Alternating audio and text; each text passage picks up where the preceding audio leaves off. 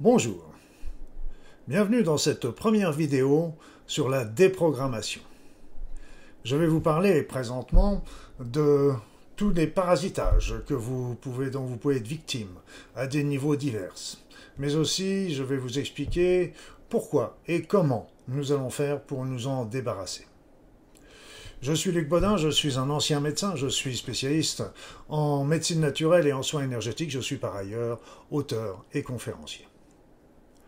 Le parasitage, nous en avons à tous les niveaux, comme je vais vous l'expliquer dans un instant, et vous allez voir, ça décoiffe. Mais il est très important que vous vous imprégniez de tous ces éléments de perturbateurs afin de les avoir quelque part dans votre esprit, même si vous ne les avez pas gardés complètement dans la mémoire, ils seront toujours inscrits dans votre inconscient.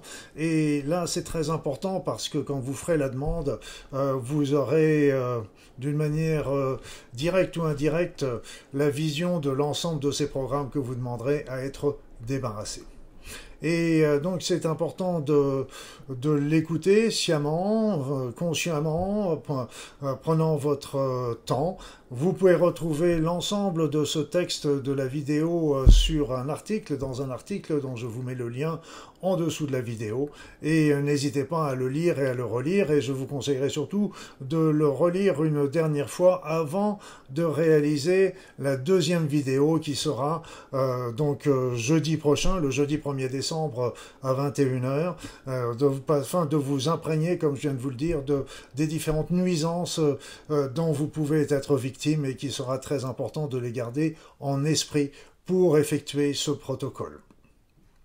Donc vous pourrez à ce moment-là soit revoir la vidéo qu'on fait actuellement, soit relire le texte. Alors, commençons un peu par tous ces parasitages dont nous sommes victimes tous à des niveaux divers et qui viennent ainsi fausser notre vision du monde, perturber nos raisonnements, notre compréhension et par là même nos comportements.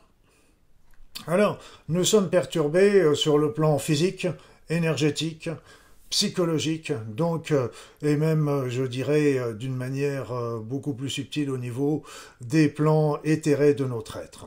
Alors, quels sont-ils tous ces éléments? Le premier élément dont nous avons tous plus ou moins conscience, ce sont toutes les croyances, les valeurs et les programmes que nous avons reçus au cours de notre vie. En particulier au niveau de notre enfance, avec notre éducation familiale, l'éducation scolaire, il y a aussi les formations professionnelles, universitaires, les formations aussi religieuses. Alors, on nous a inculqué un certain nombre de croyances, de valeurs, certaines sont justes, mais d'autres sont complètement fausses, erronées ou tronquées. Il y a aussi nos vécus personnels qui ont été souvent douloureux, dont certains ont été douloureux et qui ont pu aussi générer des croyances qui sont là encore fausses ou complètement erronées. Donc à cela va s'ajouter également ce que nous recevons aussi tous les jours de par nos informations que nous avons par les médias qui nous apportent des informations là encore qui sont souvent tronquées, orientées, voire complètement fausses. Certaines pourraient même, quand on répète sans arrêt toute la journée les mêmes informations plus ou moins justes, ça finit par devenir des véritables lavages de cerveau. Donc c'est qu'il faut comprendre, c'est qu'on arrive aujourd'hui à manipuler les cerveaux d'une manière tellement subtile que nous nous en apercevons même plus. C'est-à-dire que nous prenons les informations qui nous sont données d'une manière directe ou de manière subliminale et nous les prenons comme étant nos propres pensées. Et donc là, on ne fait plus la distinction entre ce qui nous vient de l'extérieur et ce qui nous vient de l'intérieur. Le plus grave, c'est que ces informations nous amènent à la peur. Et donc ça, c'est cette peur généralisée sur tous les plans, la peur de l'étranger, la peur du chômage, la peur de la guerre, la peur de cette montée importante du niveau du coût de la vie, etc. Tout ça, ça nous coupe aussi de la partie supérieure de notre être qui est fait de justice, d'équité, de partage, d'intégrité, de compassion. Et à cela va s'ajouter aussi un développement important de l'ego. L'ego est utile, il est important, notre ego, mais c'est pour ça que nous l'avons. Mais le problème, c'est que avec toutes ces informations, toutes ces peurs, nous avons tendance à l'hypertrophier et on est passé de l'ego à l'égoïsme. Donc nous barricadons dans une cuirasse et qui nous permet plus d'être en contact d'une manière sereine et juste avec notre environnement humain ou plus large. Donc, ce qu'il faut comprendre, c'est que même au niveau des sciences en général, de la science physique, de l'astrophysique, de la médecine, de l'histoire, etc., eh bien, il y a des règles, des cadres qui ont été élaborés et qui maintenant sont des éléments qui sont figés. Donc, il est très difficile de sortir de ce cadre, mais alors qu'on sait qu'un certain nombre de dogmes, de règles, de lois sur lesquelles ils sont fondés sont faux. Et donc à ce moment-là, à partir du moment où ce dogme, ces règles bloquent, évidemment ça ne peut plus évoluer, on ne peut plus ouvrir la porte à des nouvelles idées, à des nouvelles inventions, à des nouvelles créations, etc. Et puis le plus grave encore, c'est que ça fausse notre raisonnement parce qu'on est parti sur des bases qui n'étaient pas justes. Donc à partir en plus de ces notions de croyances, de valeurs limitantes, de programmes erronés que nous avons reçus de par notre vie actuelle, eh bien nous en avons d'autres. Nous en avons d'autres que nous avons pu ramener de vie antérieure, voire postérieure, parce que vous savez, dans l'énergie, le présent, le passé, le futur, tout ça s'est mélangé, sans parler qu'il y a aussi un certain nombre de dimensions parallèles et qui peuvent aussi venir influencer, nous influencer. Et donc, si on revient simplement sur les vies antérieures, ce sont nos programmes karmiques. Nos programmes karmiques que nous avons ramenés de vies antérieures et pour les revivre de nouveau et pour les surmonter. Mais ces programmes sont souvent, là encore, délétères et perturbateurs par rapport à notre vie. À cela va s'ajouter également les programmes qui nous ont été inculqués, apportés plus exactement par nos lignées familiales, la lignée paternelle, la lignée maternelle, et qu'il nous faut assumer. Donc, sont des charges également qui sont importantes à bien comprendre, mais je vais quand même alléger un petit peu le débat en disant que si nous avons choisi de nous incarner dans cette famille particulière et qui a tel problème à résoudre, eh bien c'est que nous aussi, nous avions le même problème à résoudre et nous avons choisi cette famille justement parce qu'elle avait le même problème à résoudre. Donc ça allège un petit peu le débat, le problème familial est souvent le même que le problème karmique que nous avons pu amener.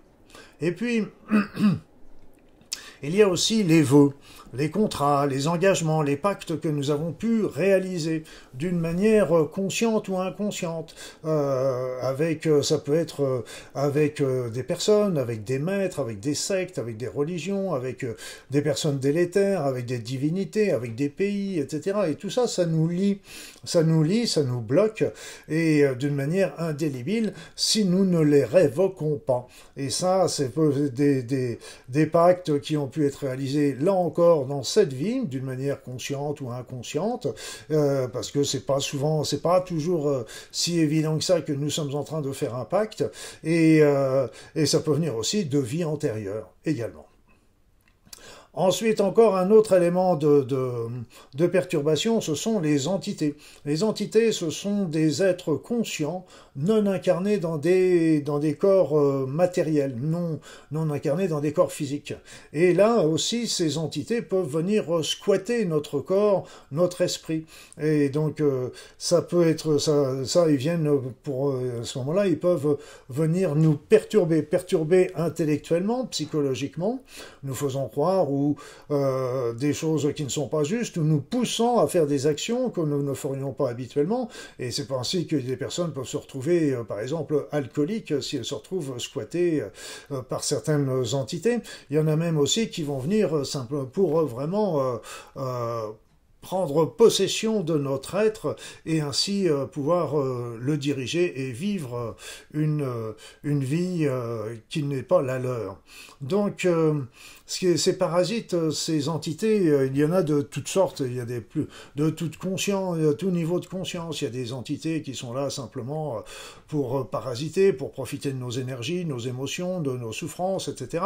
Il y en a d'autres qui sont là vraiment pour venir nous perturber physiquement, intellectuellement, et comme il y en a d'autres qui sont encore plus importantes, qui ont un bon niveau de conscience et qui peuvent venir essayer de nous contrôler.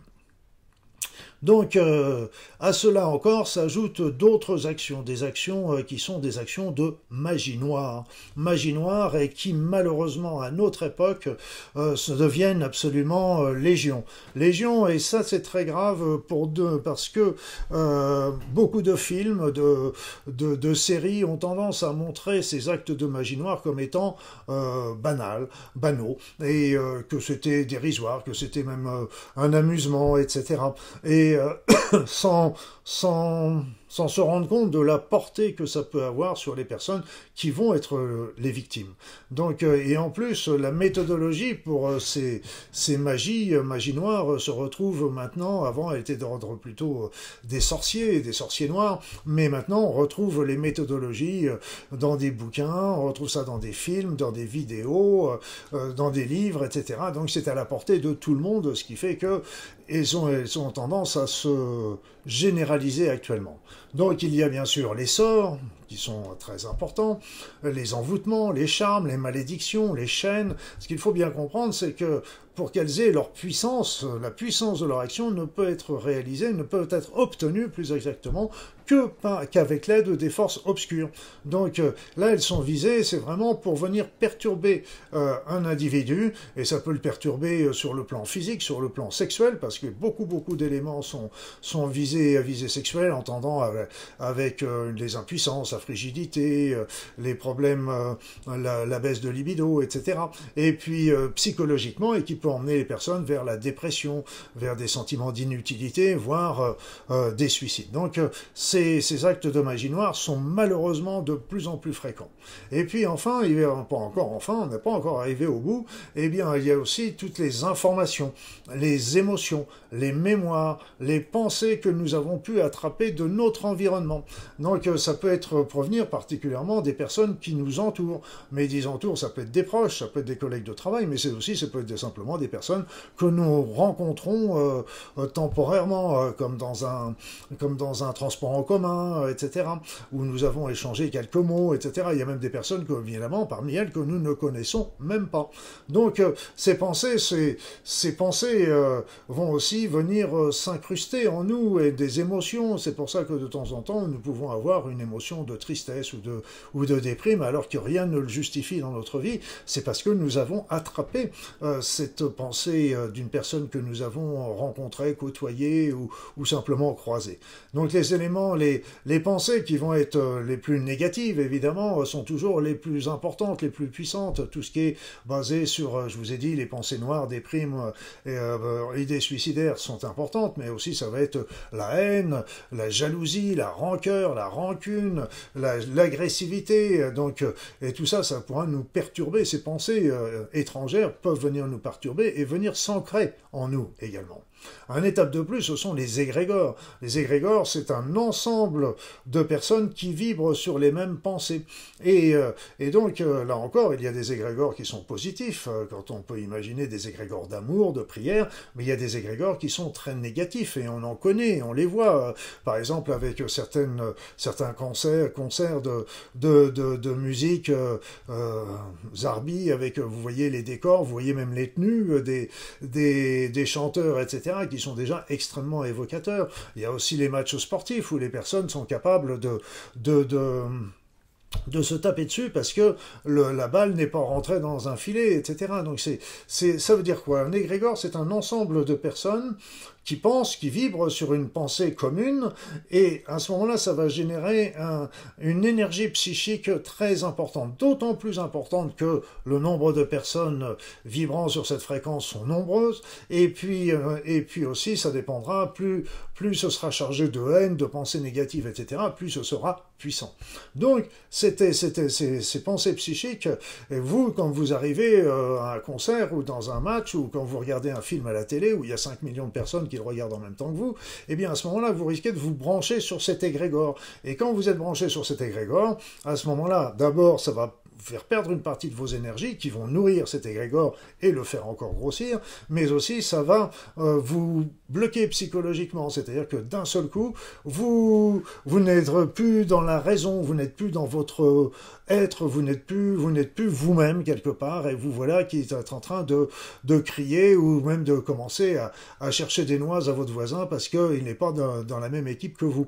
Donc tout ça, c'est parce que vous avez perdu tout simplement votre libre arbitre. Alors ces égrégores, il faut bien comprendre qu'un match sportif, vous me direz, oui, une fois le match sportif, tout le monde s'en va et c'est terminé. Oui, c'est vrai, mais il y a des égrégores aussi qui peuvent durer beaucoup plus longtemps que simplement pendant le spectacle ou que pendant le match.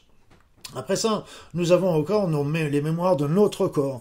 Vous savez, les mémoires de souffrance en particulier qui ont pu survenir après un accident, après une intervention chirurgicale, après une maladie. Eh bien, ce corps va se retrouver également imprégné de la souffrance, de la mémoire de la souffrance, et qui va venir aussi perturber votre état psychologique.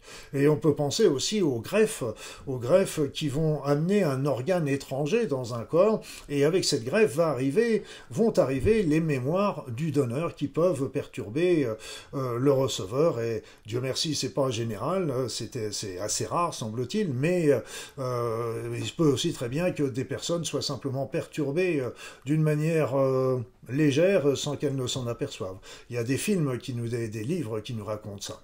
Après ça, il y a les mémoires des lieux aussi, les mémoires des lieux, si vous vivez ou si vous travaillez ou si vous demeurez quelque temps sur un lieu qui a connu la violence, la guerre, la souffrance, le viol, l'inceste, les suicides, la guerre, la famine, etc. Tous ces lieux sont imprégnés de ces souffrances. Et quand vous arrivez dans ce lieu, vous risquez, si vous y demeurez, si vous passez, il y a peu de chances que ça vous touche, mais si vous y demeurez, vous pouvez attraper ces mémoires. Donc, il faut bien comprendre que tout ça, ce sont des mémoires qui ne nous appartiennent pas et qu'on a attrapées de lieux ou de personnes que nous avons rencontrées. Plus gênant encore, ce sont les implants. Les implants qui peuvent être de différentes natures. La plus classique sont les implants mécaniques. Les implants mécaniques, on avait des puces RFID qui nous permettaient d'agir, par exemple, pour suivre les animaux, les migrations des animaux au printemps et à l'automne. Il y avait aussi, ça permettait aussi de repérer toujours les animaux de compagnie si on avait tendance à les perdre. Donc ça, mais ce qu'il faut savoir, c'est qu'à l'époque, c'était des appareils qui mesuraient un bon centimètre, mais maintenant nous avons des mécanismes qui sont nanoparticulaires, donc de taille infinitésimale. Nous avons aussi des implants de type biologique.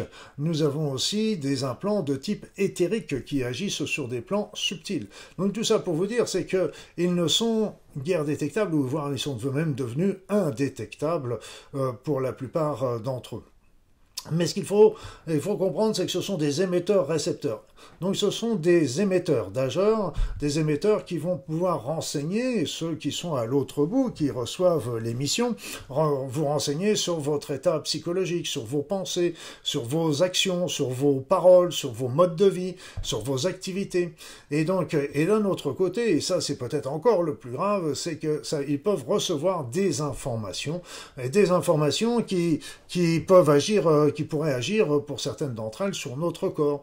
Par exemple, nous perturber physiquement en modifiant, en jouant sur nos glandes hormonales, en augmentant leur activité ou en les diminuant, etc.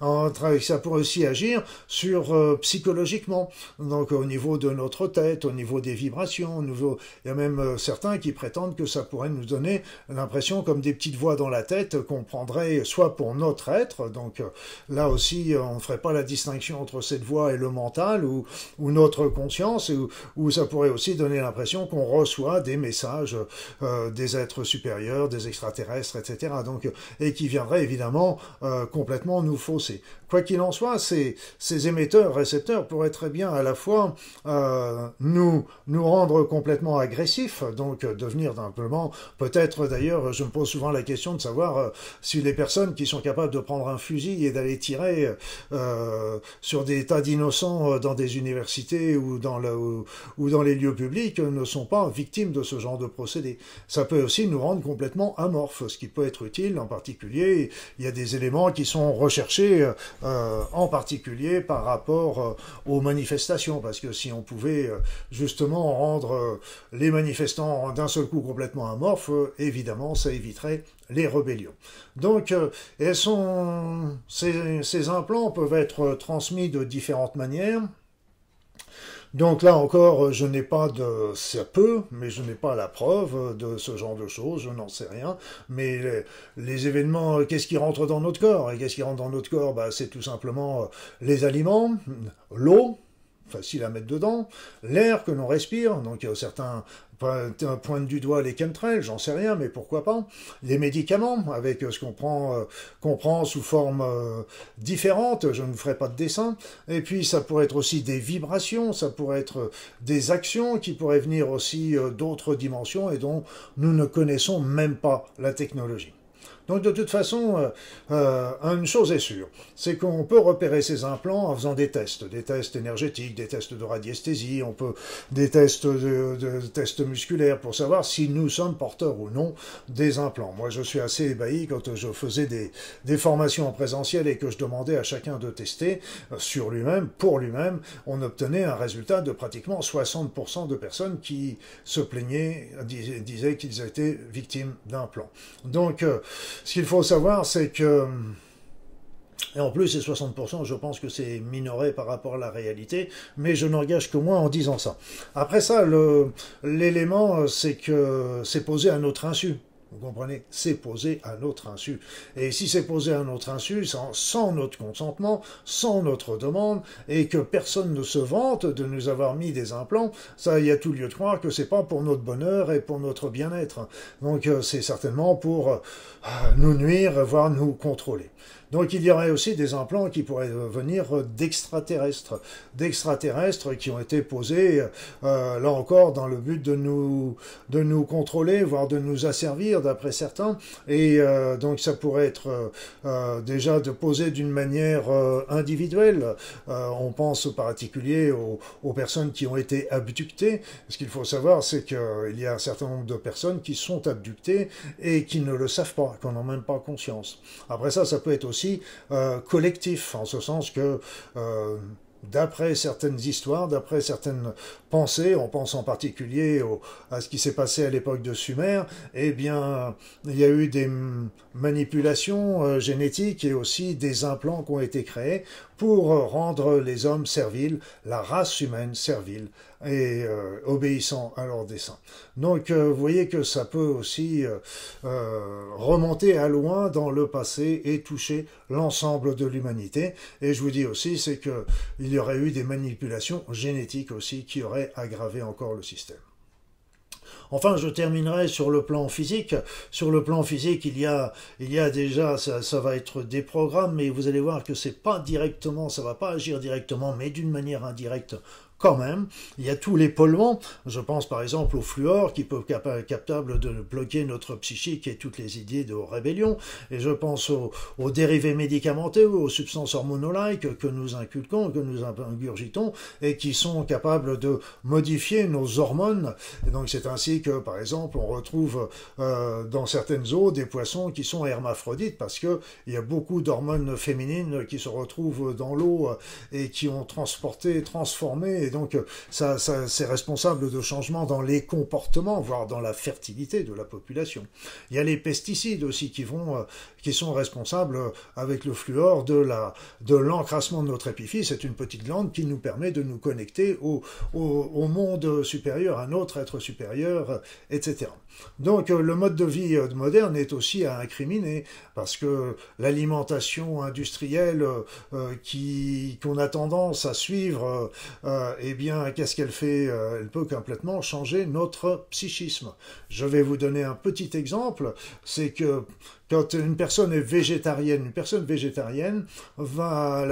son alimentation va favoriser la sécrétion de certains neurotransmetteurs, dont un particulièrement qui est la sérotonine, qui est l'hormone de la sérénité, pour faire court. Eh bien, sachez que, vous voyez, tous les grands sages, les méditants, les moines, etc., ont tendance à être végétariens, comme de par hasard.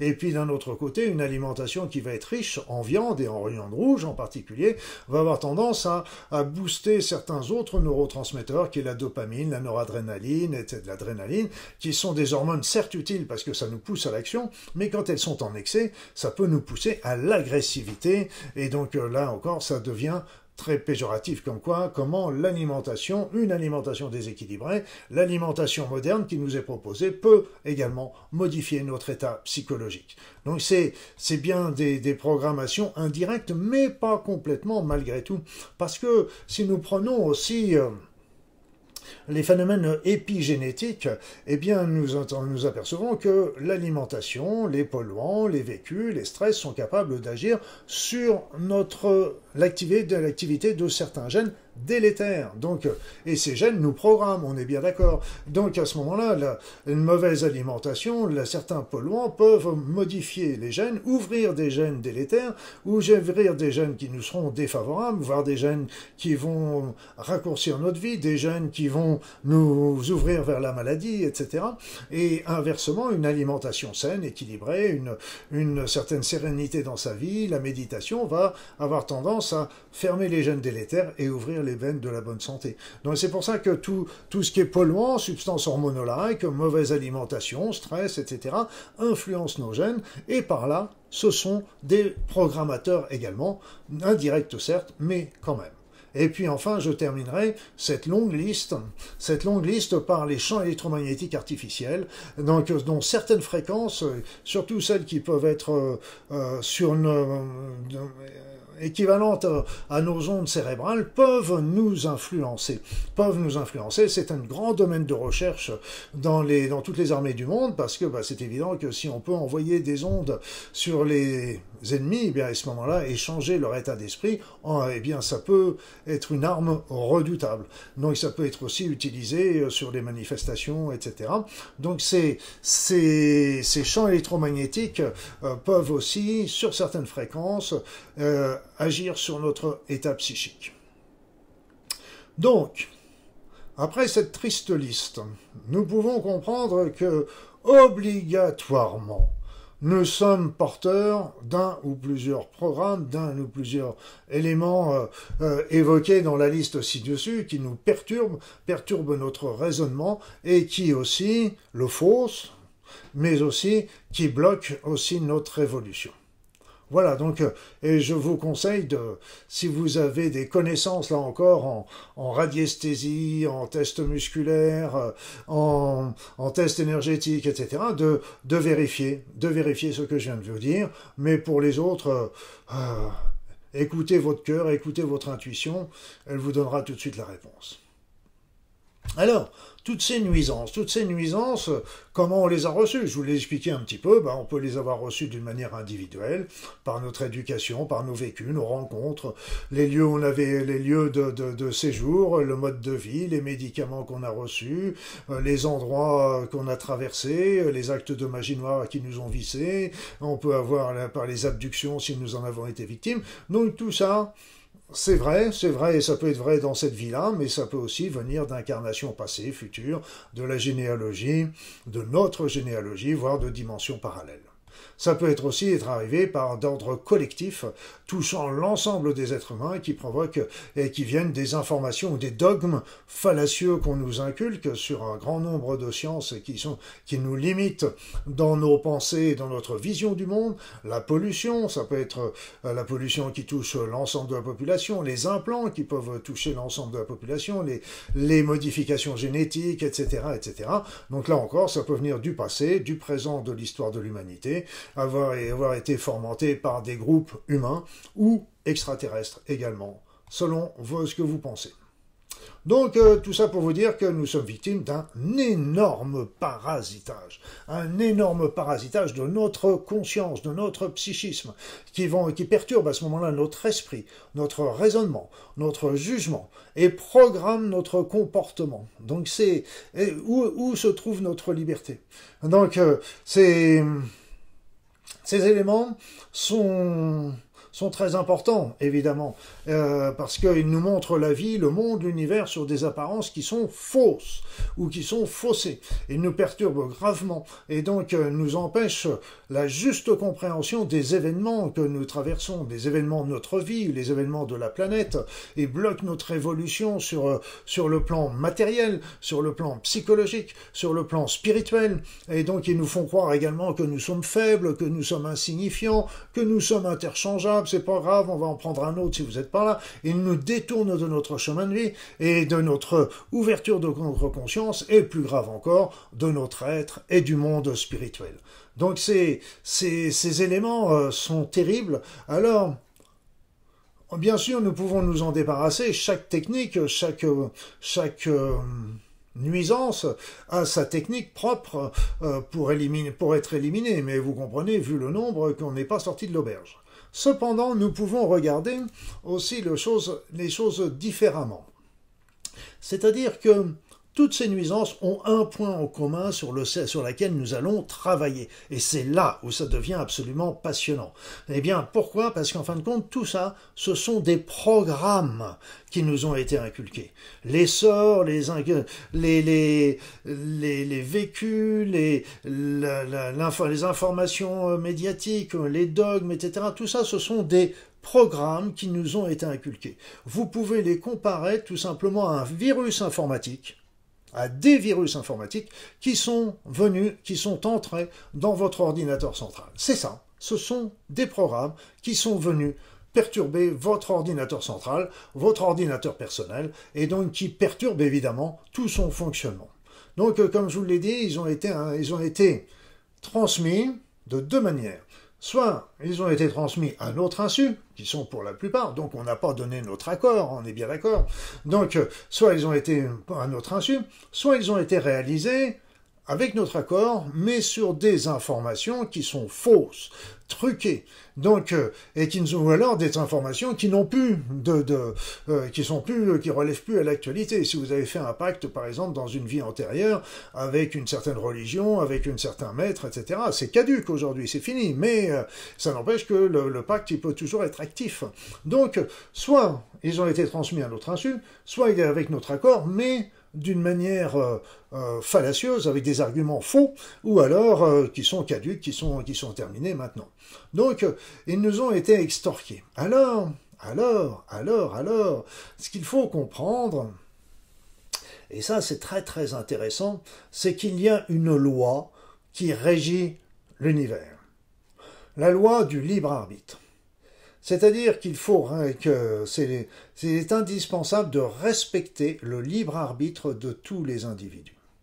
Il est interdit de réaliser des actions potentiellement nuisibles, quelles qu'elles soient, sur une personne sans son accord. Je répète, il est interdit de réaliser une action potentiellement nuisible, quelle qu'elle soit, sur une personne sans son accord. Le non-respect de cette loi, eh bien, est une faute grave et qui peut avoir des répercussions importantes sur les personnes qui la réalisent. Voilà, donc, et c'est pour ça, vous comprenez aussi pourquoi on nous pousse à donner notre accord avec des arguments fallacieux, avec la peur de temps en temps, et donc tout ça c'est pour que nous donnions notre accord. Une fois qu'on a donné notre accord, c'est bon. Mais les arguments qui sont donnés, ou la peur qui est inculquée, eh bien, nous faussent là encore, nous poussent à le faire alors que nous ne l'aurions pas fait autrement. Donc là, ce qu'il faut bien comprendre, c'est qu'à partir du moment où ces programmes ont été réalisés à notre insu ou avec notre accord, mais sur de mauvais arguments, eh bien, quelque part, ils ne nous appartiennent pas. Ces programmes ne nous appartiennent pas.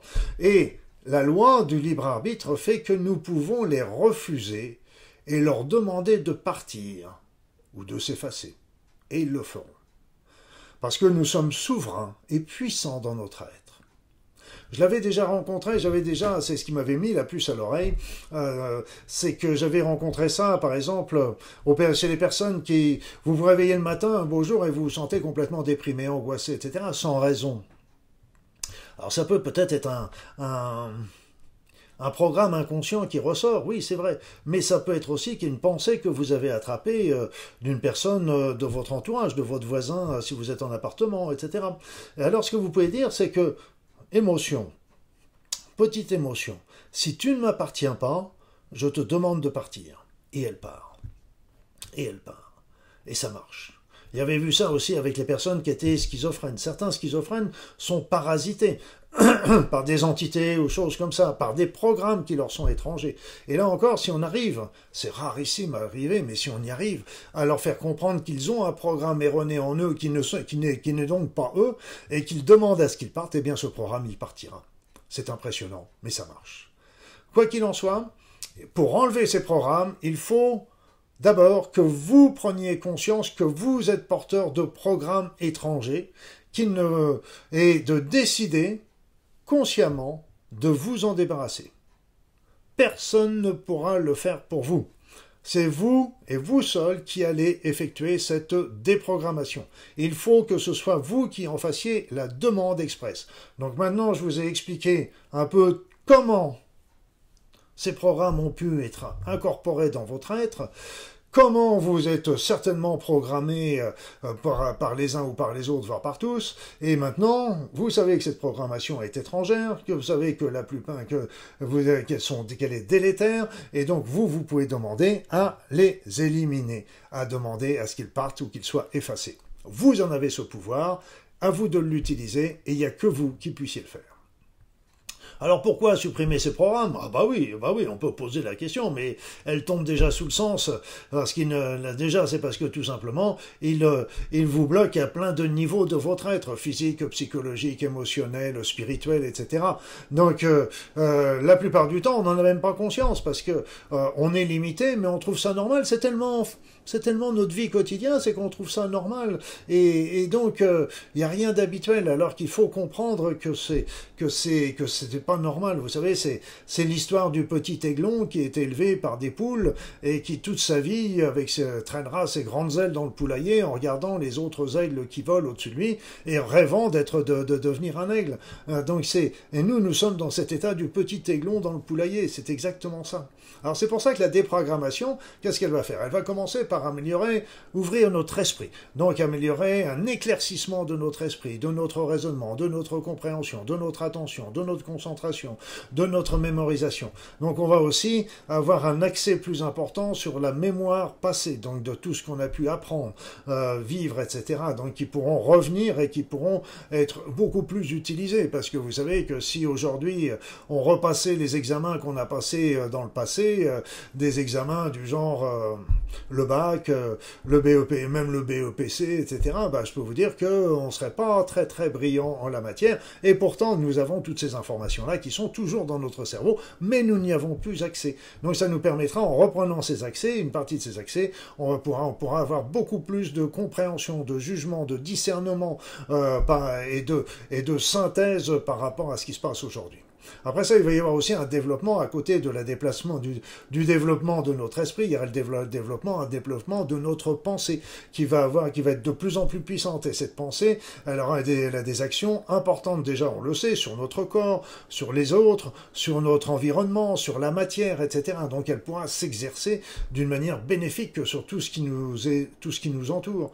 Après ça, nous avons des capacités subtiles qui sont bloquées, qui sont là en jachère dans notre éthérianisme. Ça peut être la télépathie, l'intuition, la clairvoyance, le clair-savoir, la vision à distance, la télékinésie, la communication animale, la médiumnité, etc. Eh bien, nous avons tout cela à l'intérieur de nous et qui est en jachère, qui est bloqué à cause de tous ces programmes qui nous font croire que c'est pas possible, alors que c'est possible. Et là, justement, ça le deviendra encore plus. On pourra aussi beaucoup plus travailler sur les énergies, les canaliser, agir sur la force, la vitalité pour nous, pour individuellement, sur les autres, et donc le ressenti, et ainsi agir encore plus facilement sur nous-mêmes ou sur notre environnement. Après ça, il y a l'ouverture de conscience qui est aussi la cerise sur le gâteau, et donc qui va nous permettre de rechercher les connaissances justes, notamment celles qui nous ont toujours été cachées, l'intérêt, le développement sur le monde invisible, le monde subtil, l'union avec notre union avec la matière, avec la nature, avec notre environnement, l'exploration du sens de la vie, du sens du divin, de l'essence de la place, de notre place, la place de l'être humain et dans l'univers, l'existence du divin. Donc vous voyez, et tout ça, ça va nous pousser à développer déjà notre intégrité, et puis les pensées élevées, de partage, de compassion, de justice, d'empathie, et bien sûr de développer de plus la notion de paix et d'amour autour de nous, dans notre vie et autour de nous.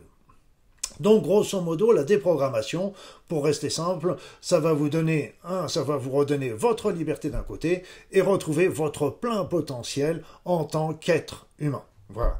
Donc, bref, nous avons toujours été... Nous allons retrouver toujours ce que nous avons toujours été et qui nous a été volé, tout simplement. Donc par des êtres nuisibles ou par des êtres qui n'étaient pas méchants comme nos parents et qui nous ont inculqué un certain nombre de domaines parce pour eux, ils pensaient que c'était juste, mais eux-mêmes avaient été éduqués et répondaient ainsi à la règle à leur propre programmation. Donc, il est temps de bien comprendre aussi qu'à partir du moment, quand vous voyez toute cette ouverture que ça pourra faire au niveau de notre psychisme, de notre conscience, de notre pensée, c'est évident que un certain nombre de groupes qui essayent de nous limiter, de nous contrôler, ne sont pas du tout d'accord et font tout justement pour empêcher ce développement et empêcher de retrouver ce que nous sommes. Alors pour revenir à la déprogrammation, donc vous avez compris que tous les éléments qui peuvent venir vous perturber, tous les programmes dont vous pouvez être porteur, vous avez compris que l'univers une règle de l'univers fait que c'est le libre arbitre, donc on ne peut pas faire les choses sans le respect de votre libre arbitre. Alors la plupart des programmations que vous avez reçues n'ont pas reçu votre aval, donc n'ont pas reçu votre libre arbitre. La loi du libre arbitre a été foulée aux pieds. Et puis vous, comme c'était foulé aux pieds, eh bien vous pouvez demander à vous débarrasser de tous ces éléments nocifs, tous ces programmes nocifs qui vous ont été inculqués à votre insu et contre votre gré. Mais donc vous pouvez le faire. Mais c'est à vous de le demander consciemment. Et là, je voudrais justement, et ça, on va avoir beaucoup de choses qui vont être basées sur la demande dans le protocole de déprogrammation, mais je voudrais revenir un tout petit instant avant de terminer cette vidéo sur la demande. Parce que beaucoup de choses vont être basées sur la demande, c'est-à-dire sur votre intention. Votre intention. Et parce que, vous savez, c'est que dans tous les textes sacrés, il est écrit « Demandez, vous aurez ». Demandez, vous aurez. Et donc, nous, depuis notre tendre enfance, on nous a toujours appris « Ne demandez pas parce que c'est pas bien, c'est pas beau, c'est pas poli, etc. » Donc, et Et ce qu'il faut savoir, c'est que une autre loi importante de l'univers est de répondre à nos demandes, à nos intentions. Donc, et vous savez, c'est la loi, notre pensée va répondre va envoyer une demande, et c'est la loi d'attraction qui va nous apporter la réponse demandée. Donc, comment ça fonctionne-t-il, cette loi de la demande? Eh bien, chacun y verra, comprendra ce qu'il en veut. La première possibilité, c'est que quand vous demandez, vous le demandez peut-être à vos guides, aux êtres de lumière, voire aux divins, et peut-être que ce sont eux qui vont vous apporter ces réponses. Peut-être, ils vont vous apporter une aide, ça c'est sûr, mais est-ce que ce sont eux qui font? À voir. Parce qu'une autre possibilité, c'est que il faut vous rappeler que tout simplement, dans l'univers, il y a 99,99% de vide. Le vide entre les planètes, entre les systèmes solaires, entre les galaxies, et le même aussi, on retrouve ce vide au niveau de nos atomes et de molécules, avec tous les espaces vides qu'il peut y avoir entre les électrons, les noyaux, etc. Donc, l'univers est formé de 99,99% de vide, mais ce vide n'est pas vide, il est formé de ce qu'on appelait, les anciens appelaient l'éther, et que moi, on pourrait appeler aussi la matrice pour certains, et moi j'ai tendance à l'appeler un champ d'énergie informé. Dans ce champ d'énergie, c'est un vaste champ d'énergie informé, d'énergie non cohérente, et qui contient tous les potentiels tous les devenirs possibles, qu'ils soient individuels et collectifs. Et nos demandes, nos pensées, notre intention va attirer le potentiel qui lui correspond. Donc par la loi d'attraction, tout simplement. Une autre règle de l'univers qui nous intence. La loi d'attraction, je vous rappelle, c'est deux ondes de même fréquence qui s'attirent, tout simplement. Donc, cette notion de demande est très importante parce que vous allez ainsi attirer ce que vous voulez. Mais vous l'attirez toujours par vos pensées. Mais la plupart du temps, ce sont des pensées inconscientes qui attirent nos situations.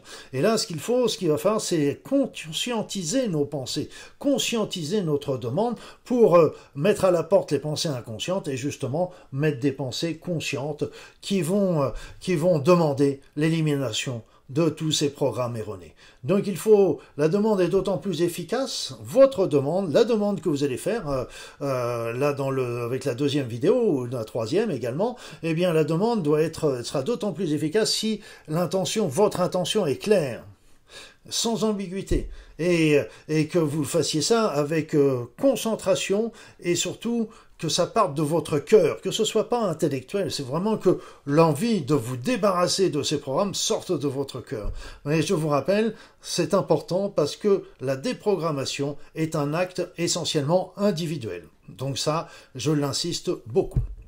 Voilà mes amis, voilà ce que je voulais vous dire dans ce long préambule, mais il était très important de le faire pour que vous compreniez exactement ce que nous allons faire après. Et je vous conseillerais de soit revoir la vidéo, soit de relire le texte qu'il y a dans l'article que vous avez en lien en bas, avant de revoir la vidéo suivante qui va être le protocole de déprogrammation pour bien enregistrer tous les éléments que je vous ai dit, parce qu'une fois que vous les avez bien enregistrés, que ce soit, comme je vous l'ai dit, même si vous n'avez pas tout mémorisé, vous l'avez quand même, vous l'avez lu, donc vous l'avez dans votre conscience, et là, c'est très important parce que ça va nous aider pour cette déprogrammation qui va venir.